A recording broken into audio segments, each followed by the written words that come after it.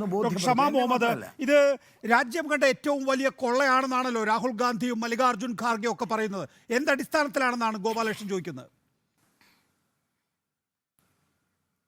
Okay, ഞാൻ ആദ്യം തുടങ്ങാമെന്ന് പറഞ്ഞാൽ 2014 മുമ്പേ ഒരു പാർട്ടി ജയിക്കുന്ന മുമ്പേ അവർ വന്ന എങ്ങനെയായിരുന്നു, ഇന്ത്യയിൽ ഒരു ആൻറ്റി കറപ്ഷൻ മൂവ്മെൻറ്റ് ഉണ്ടായിരുന്നു, അഴിമതിൻ്റെ എതിരായിട്ടുള്ള ഒരു മൂവ്മെൻറ്റ്. ആ ഇതിലാണ് അവർ വന്നത്.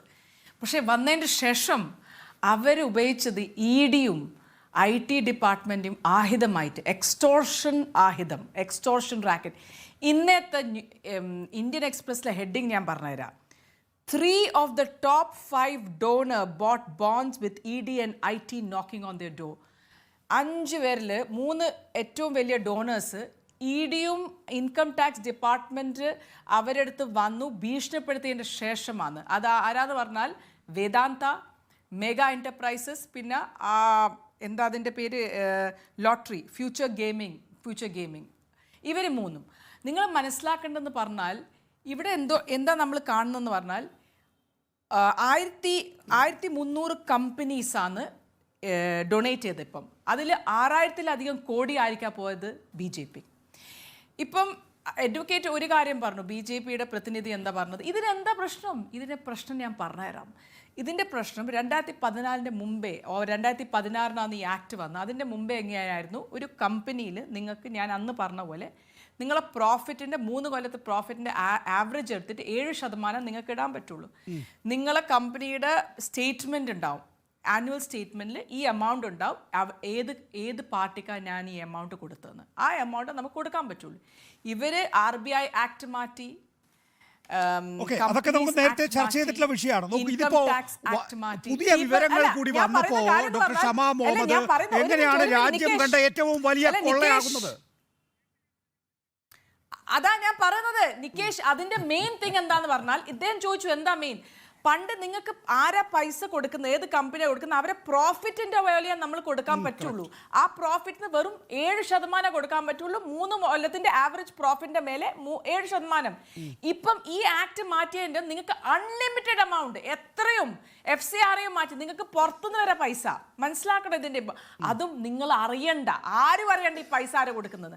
അപ്പൊ ഇതിലെന്താ 3 കാര്യമുണ്ട്. ഇന്ന് ക്വിറ്റ് പ്രോക്കോ എന്ന് പറഞ്ഞാൽ, ഇപ്പൊ ഒരു കമ്പനീന് ഒരു കാര്യം വേണം, എനിക്ക് ഈ എമൗണ്ട് ഡൊണേറ്റ് ചെയ്യണം. ഇപ്പോൾ മെഗാ എൻ്റർപ്രൈസ്, ഞാനൊരു ഉദാഹരണം തരാം.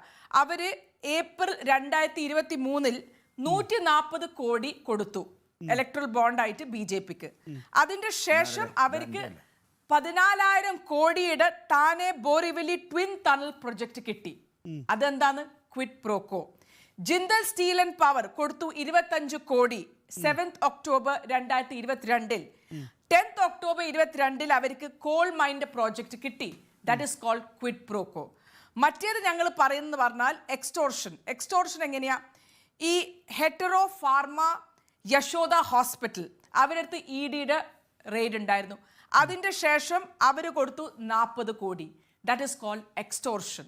മറ്റേതെന്ന് പറയുന്നത് മൂന്നാമത്തെ പറഞ്ഞാൽ മണി ലോണ്ടറിങ് എന്ന് പറയുന്നത് ഞാൻ പറഞ്ഞാൽ ഒരു ചെറിയ കമ്പനി ഉണ്ടായിരുന്നു, അതിൻ്റെ പേരാണ് ക്വിക്ക് സപ്ലൈ.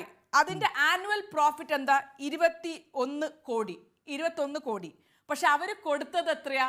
410 കോടി. അപ്പൊ ആനുവൽ പ്രോഫിറ്റ് 21 കോടിയുള്ള ക്വിക്ക് സപ്ലൈ എന്ന് പറയുന്നത് 410. അതാണ് പറയുന്നത് ഷെൽ കമ്പനി. ലോണ്ടറിങ്. ഇതെങ്ങനെ ഇവർക്ക് ഈ പൈസ കൊണ്ടുവരാം? അപ്പൊ നിങ്ങൾ മനസ്സിലാക്കണം, അത് അവിടെ പറയാ റിലയൻസിന്റെ, അത് റിലയൻസിന്റെ പേര് എവിടെയില്ല. ഞാൻ അങ്ങനെ ഒരു ഇതെടുക്കുന്നില്ല. എൻ്റെ പോയിന്റ് എന്താന്ന് പറഞ്ഞാൽ, ഈ ഇതിൽ അവരെപ്പോഴും പറയുന്നത് 2014 അതിൽ ഞാൻ ക്ലിയർ ആയിട്ട് പറയുന്നുണ്ട്, നമുക്ക് എത്രയോ എമൗണ്ട് കൊടുക്കാൻ പറ്റൂല ഒരു ബിസിനസ് കമ്പനിക്ക്. അവർക്ക് 7% ആവറേജ് പ്രോഫിറ്റ് ഒരു കമ്പനിയുടെ കൊടുക്കാൻ പറ്റും.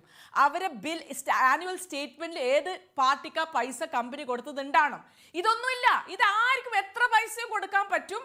അതും അവർ പറയാ ഈ പൈസ പുറത്തുനിന്ന് വരാം. പണ്ട് ഞങ്ങൾക്ക് FCRA ഇത് ഇഷ്യൂ ഉണ്ടായിട്ടില്ല, ഞങ്ങൾക്ക് പുറത്തുനിന്ന് പൈസ വരാൻ പറ്റൂല. ഇപ്പൊ ഇവിടെ ഒരു തെരഞ്ഞെടുപ്പ് നടക്കുമ്പോൾ ഒരു കോൺഗ്രസ് ആയാലും BJP ആയാലും TMC ആയാലും ഏത് പാർട്ടി ആയാലും പുറത്തുനിന്ന് പൈസ വരാൻ പറ്റൂല. ഇന്ത്യയിൽ നിന്നാണ് പൈസ വന്നത്.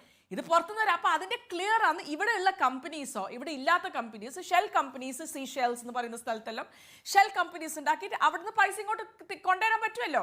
So that is also called money laundering. അത് മനസ്സിലാക്കണം. ഇപ്പൊ BJP-യിലെ മന്ത്രികൾ, BJP-യിലെ ആൾക്കാർ മണി ലോണ്ടറിങ് ഇതിൽ ത്രൂ ചെയ്യാൻ പറ്റും.